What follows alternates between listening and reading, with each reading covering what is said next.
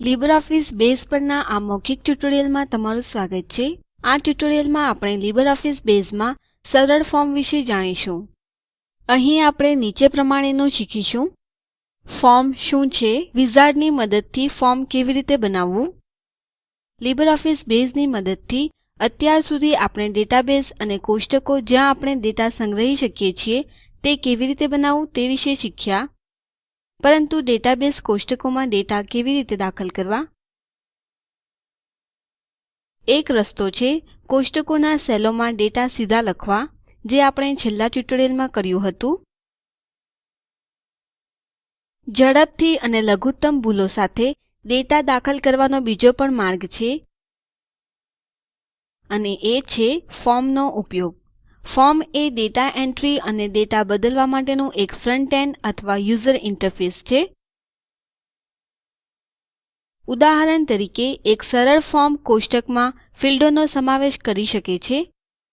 ચાલો લાઇબ્રેરી ડેટાબેઝનું ઉદાહરણ જોઈએ, જે આપણે પહેલાના ટ્યુટોરીયલમાં બનાવ્યું હતું. તેથી સરળ ફોર્મ બુક્સ કોષ્ટકમાં ફીલ્ડો સમાવી શકે છે. અને આ ફોર્મ હવે બુક્સ કોષ્ટકમાં ડેટા દાખલ કરવા માટે વાપરી શકાય છે. હવે ફોર્મ કેવી રીતે બનાવવું તે શીખીએ. ચાલો પ્રથમ લીબરઓફિસ બેઝ પ્રોગ્રામ ખોલીએ. જો બેઝ પ્રોગ્રામ ખોલેલ ન હોય તો આપણે ડાબે તળિયે સ્ટાર્ટ બટન પર ક્લિક કરીશું અને પછી ઓલ પ્રોગ્રામ્સ પર ક્લિક કરો. પછી લીબરઓફિસ સ્યુટ પર ક્લિક કરો અને પછી લીબરઓફિસ બેઝ પર ક્લિક કરો. ચાલો હવે open N existing database file વિકલ્પ પર ક્લિક કરીએ. રિસેન્ટલી યુઝ્ડ ડ્રોપ ડાઉન બોક્સમાં આપણું લાઇબ્રેરી ડેટાબેઝ દ્રશ્યમાન હોવું જોઈએ.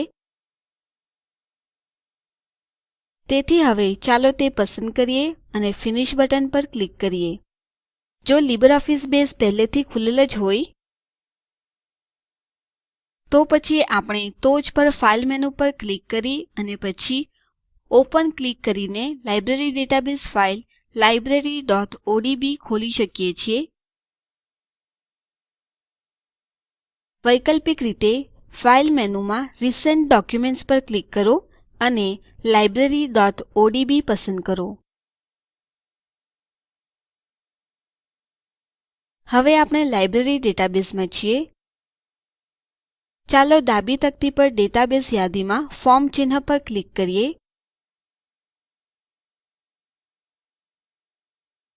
નોંધ લો કે નવું ફોર્મ બનાવવા માટેના બે માર્ગો છે: create form in design view અને use wizard to create form.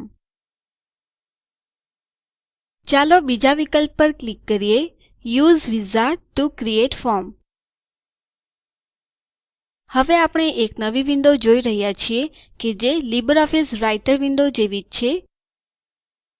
અને તેના ટોચ પર આપણે પોપઅપ વિન્ડો જોઈ શકીએ છીએ જે ફોર્મ વિઝાર્ડ છે. ચાલો બુક્સ ટેબલ પર આધારિત ફોર્મ બનાવવા માટે આપણે આ વિઝાર્ડ મારફતે પસાર થઈએ. 8 પગલાઓની નોંધ લો કે જે મારફતે આપણે જઈશું અને તે ડાબા હાથ તરફ છે. આપણે પહેલા પગલા પર છે, જે છે ફિલ્ડ સિલેક્શન. અને જમણી બાજુ પર અહીં ડ્રોપ ડાઉન માંથી ટેબલ્સ બુક્સ પસંદ કરીએ, જે ટેબલ્સ ઓર ક્વેરીઝ કહે છે. આ નીચે ડાબા હાથની બાજુ પર આપણે ઉપલબ્ધ ફીલ્ડોની યાદી જોઈ શકીએ છીએ. જમણી બાજુ પર આપણે ફોર્મ પર ફીલ્ડો જોઈ શકીએ છીએ. આપણે માત્ર તે જ ફીલ્ડો ખસેડવાની જરૂર છે જેની આપણને ફોર્મ ઉપર જરૂર છે. હમણાં માટે ચાલો ડબલ એરો માર્ક ચિહ્નો સાથેના બટન પર ક્લિક કરીએ. નોંધ લો કે આપણે દરેક ફીલ્ડ ડાબેથી જમણી તરફ ખસેડી છે. આપણે બુક ID ફીલ્ડને તેના પોતાના નંબરો આપોઆપ બનાવવા માટે સુયોજિત કરી હોવાથી તેની આપણને ફોર્મ ઉપર જરૂર નથી. તો ચાલો આ ફીલ્ડને પાછી ડાબી બાજુ ખસેડો. જમણી બાજુ પર બુક ID પર ક્લિક કરો અને બટન જેના પર લેસ ધેન ચિહ્ન છે તે પર ક્લિક કરો. ઠીક છે, ચાલો હવે તળિયે નેક્સ્ટ બટન પર ક્લિક કરીને આગળના પગલા પર જઈએ. પગલું 2. જો કે આપણે સરળ ફોર્મ બનાવી રહ્યા હોવાથી ચાલો આ પગલું હમણાં માટે અવગણીએ અને ફક્ત નેક્સ્ટ બટન પર ક્લિક કરીએ. આપણે પગલું 5 પર છીએ, અરેન્જ કંટ્રોલ્સ. બેકગ્રાઉન્ડ વિન્ડોને પણ નોટિસ કરો. આપણે કેસરી બેકગ્રાઉન્ડ અંદર બુક્સ કોષ્ટક જોઈ શકીએ છીએ. Arrangement of the main form લખેલા લેબલ નીચેના 4 ચિહ્નો પર ક્લિક કરો. તે ઉપર ક્લિક કરતા આપણે જોઈ શકીએ છીએ કે ટાઇટલ, ઓથોર વગેરે કહેવાતા લેબલો અને લખાણ બોક્સોની ગોઠવણીમાં બેકગ્રાઉન્ડ બદલાય છે. ચાલો કોલમનાર લેબલ્સ લેફ્ટ કહેતી પ્રથમ વ્યવસ્થાનો ઉપયોગ કરીને અને ફર્સ્ટ ચિહ્ન પર ક્લિક કરીએ. અહીં લેબલો ડાબી તરફ અને લખાણ બોક્સો જમણી તરફ જેમ વિશિષ્ટ પેપર ફોર્મમાં હોય છે. હવે આગળ વધવા માટે નેક્સ્ટ બટન પર ક્લિક કરો. આપણે પગલું 6 પર છીએ, જે છે સેટ ડેટા એન્ટ્રી. આપણે હમણાં માટે આ પગલું અવગણીશું અને આગળના પગલા પર જઈશું. પગલું 7. Apply styles. નોંધ લો કે આપણે જેમ લિસ્ટ બોક્સમાં દરેક રંગ પર ક્લિક કરીએ છીએ તેમ વિન્ડોમાં બેકગ્રાઉન્ડ રંગમાં ફેરફારો થાય છે. ચાલો આઇસ બ્લુ પસંદ કરીએ. હવે આપણે અંતિમ પગલા પર જઈશું. પગલું 8. ચાલો હવે આપણા ફોર્મનું નામ આપીએ. આપણે આપણી પોતાના નામકરણ સંમેલનોને અનુસરી શકીએ છીએ, પરંતુ હમણાં માટે નામે ઓએફ થે ફોર્મ લેબલના નીચેના લખાણ બોક્સમાં ચાલો વર્ણનાત્મક નામ બુક્સ દાતા એન્ટ્રી ફોર્મ લખીએ. હવે ફોર્મ બનાવ્યા પછી કેવી રીતે આગળ વધવા ઈચ્છીએ છીએ? ચાલો પ્રથમ વર્ક વિથ થે ફોર્મ. અર્થ છે આપણે ડેટા એન્ટ્રીના ફોર્મના ઉપયોગ સાથે શરૂ કરીશું. ફોર્મ ડિઝાઇન બદલવા માટે આપણે મોડિફાય થે ફોર્મ પસંદ કરી શકીએ છીએ, જે આપણે પાછળથી જોઈશું. હમણાં માટે તળિયે ફિનિશ બટન પર ક્લિક કરો.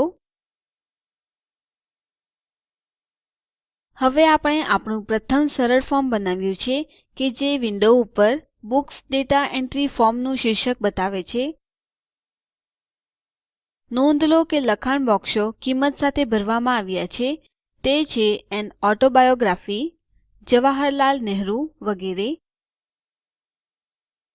આ કિંમતો ક્યાંથી આવી છે? બેઝ ટ્યુટોરીયલના અગાઉના ભાગમાં આપણે કિંમતો સીધી બુક્સ કોષ્ટકમાં લખી હતી. હવે આ ફોર્મ ડેટા એન્ટ્રી માટે ઉપયોગ કરવા માટે તૈયાર છે. દરેક કિંમત મારફતે જવા માટે ચાલો ટેબ કળ પર ક્લિક કરીએ. નોંધ લો કે આ ફોર્મ બીજા નંબરની પુસ્તક અંગેની માહિતી બતાવે છે અને શીર્ષક હવે કોન્ક્વેસ્ટ ઓફ સેલ્ફ છે. આપણે ફોર્મ નેવિગેશન ટૂલબારમાં તળિયે કાળા ત્રિકોણ ચિહ્ન જે જમણી તરફ પોઇન્ટ કરે છે તે ઉપર ક્લિક કરીને દરેક પુસ્તક અંગેની માહિતી, જેને રેકોર્ડ કહેવાય છે, તે જોઈ શકીએ છીએ. નોંધ લો કે રેકોર્ડ નંબર 3 of 5 અહીં પ્રદર્શિત થાય છે. નોંધ લો કે બેઝ ટૂલટિપ્સ બતાવે છે જ્યારે આપણે આ કાળા એરો ચિહ્ન પર આપણું કર્સર નિર્દેશ કરીએ છીએ. First record, previous record, next record અને લાસ્ટ રેકોર્ડ. આપણે રેકોર્ડ મારફતે પસાર થવા માટે આનો પણ ઉપયોગ કરી શકીએ છીએ. અહીં આપણે લીબરઓફીસ બેઝમાં સરળ ફોર્મ કેવી રીતે બનાવવું તે પરનું આ ટ્યુટોરીયલ સમાપ્ત થાય છે. સારાંશ માટે આપણે શીખ્યા ફોર્મ શું છે, વિઝાર્ડની મદદથી ફોર્મ કેવી રીતે બનાવવું. મૌખિક ટ્યુટોરીયલ યોજના એ ટોક ટુ અ ટીચર યોજનાનો ભાગ છે, જે આઇસીટી એમએચઆરડી ભારત સરકાર દ્વારા શિક્ષણ પર નેશનલ મિશન દ્વારા આધારભૂત છે. આ પ્રોજેક્ટ httpspoken tutorialorg દ્વારા સંકલન થાય છે. આ ઉપર વધુ માહિતી spoken-tutorial.org/nmeict-intro ઉપર ઉપલબ્ધ છે. આઈઆઈટી બોમ્બે તરફથી ભાષાંતર અને રેકોર્ડિંગ કરનાર હું કૃપાલી પરમાર વિદાય લઉં છું. જોડાવા બદલ આભાર.